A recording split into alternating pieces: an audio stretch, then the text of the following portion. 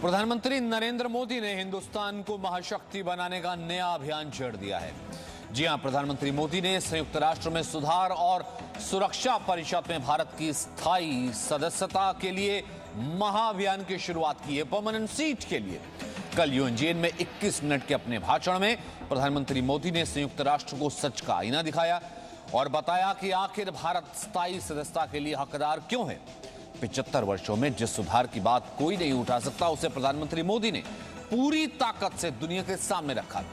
सिर्फ 21 मिनट का, हम ये कह सकते हैं कि मेरे ख्याल से सबसे छोटा यह भाषण होगा। अब तक के कुल मिलाकर के 4 भाषण प्रधानमंत्री के हो चुके हैं। कल चौथा भाषण था। 21 मिनट का सिर्फ यह भाषण था और 21 मिनट के भाषण में प्रधानमंत्री मोदी ने चीन और पाकिस्तान को भी सबक सिखा दिया।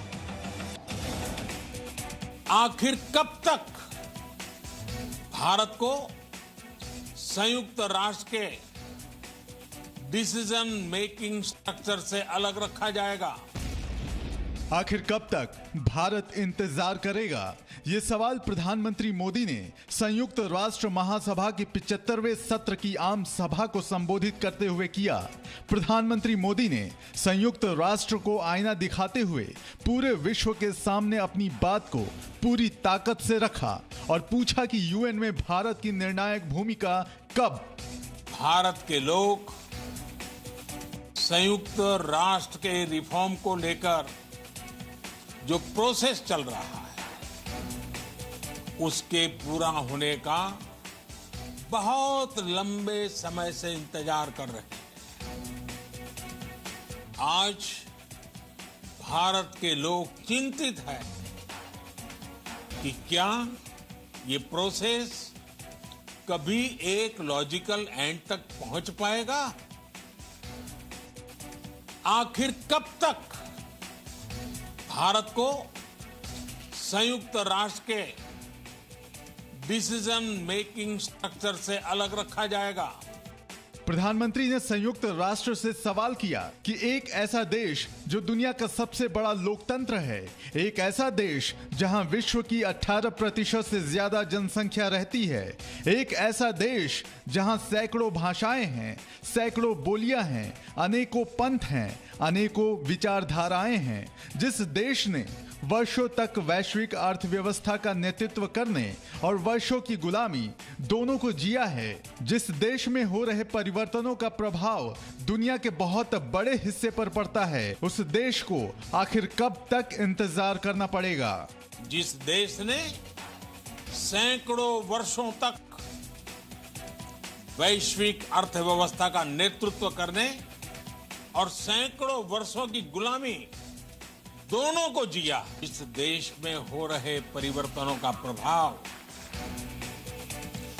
दुनिया के बहुत बड़े हिस्से पर पड़ता है। उस देश को आखिर कब तक इंतजार करना पड़ेगा? करीब 21 मिनट लंबे अपने भाषण में प्रधानमंत्री मोदी ने यूएन की भूमिका पर सवाल उठाए और कहा कि संयुक्त राष्ट्र के स्वरूप में बदलाव समय की मांग है। संयुक्त राष्ट्र की प्रतिक्रियाओं में बदलाव, व्यवस्थाओं में बदलाव, स्वरूप में बदलाव आज समय की मांग है। पीएम मोदी ने कोरोना महामारी के खिलाफ भी संयुक्त राष्ट्र की कोशिशों को कटघरे में खड़ा किया और विश्व शांति में भी उसकी की गई कई नाकाम कोशिशों को पूरी दुनिया के सामने रख दिया। ब्यूरो रिपोर्ट, जी मीडिया। प्रधानमंत्री मोदी ने कोरोना महामारी को लेकर दुनिया को भरोसा दिया कि भारत कोरोना वैक्सीन पर भारत की क्षमता दुनिया के काम आएगी। लेकिन साथ ही साथ पीएम मोदी ने कोरोना को लेकर संयुक्त राष्ट्र की भूमिका पर सवाल उठाए और कहा कि इस वैश्विक महामारी से निपटने के लिए प्रयासों में संयुक्त राष्ट्र किधर है? एक प्रभावशाली रिस्पांस कहां है? पिछले 8-9 महीने से पूरा विश्व कोरोना वैश्विक महामारी से संघर्ष कर रहा है। इस वैश्विक महामारी से निपटने के प्रयासों में संयुक्त राष्ट्र कहां है?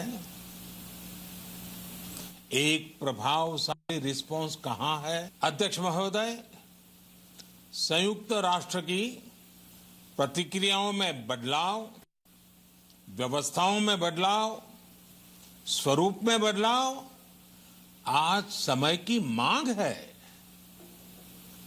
संयुक्त राष्ट्र का भारत में जो सम्मान है, भारत के 130 करोड़ से ज्यादा लोगों का इस वैश्विक संस्था पर जो अटूट विश्वास है, वो आपको बहुत कम देशों में मिलेगा। आखिर कब तक भारत को संयुक्त राष्ट्र के डिसीजन मेकिंग स्ट्रक्चर से अलग रखा जाएगा? एक ऐसा देश जो दुनिया का सबसे बड़ा लोकतंत्र है। आतंकवाद पर बात करते हुए प्रधानमंत्री मोदी ने कहा कि भारत की आवाज मानवता, मानव जाति और मानवीय मूल्य के दुश्मन आतंकवाद, अवैध हथियारों की तस्करी, ड्रग्स, मनी लॉन्ड्रिंग के खिलाफ हमेशा उठती रहेगी। अगर हम बीते 75 वर्षों में संयुक्त राष्ट्र की उपलब्धियों का मूल्यांकन करें तो अनेक उपलब्धियां दिखाई देती हैं, लेकिन इसके साथ ही अनेक ऐसे उदाहरण भी हैं जो संयुक्त राष्ट्र के सामने गंभीर आत्ममंथन की आवश्यकता खड़ी करते हैं। ये बात सही है कि कहने को तो तीसरा विश्व युद्ध नहीं हुआ, लेकिन इस बात को नकार नहीं सकते कि अनेकों युद्ध हुए, अनेकों गृह युद्ध भी हुए। कितने ही आतंकी हमलों ने पूरी दुनिया को थर्रा कर रख दिया। खून की नदियां बहती रही। इन युद्धों में, इन हमलों में जो मारे गए वो हमारी आपकी तरह इंसान ही थे।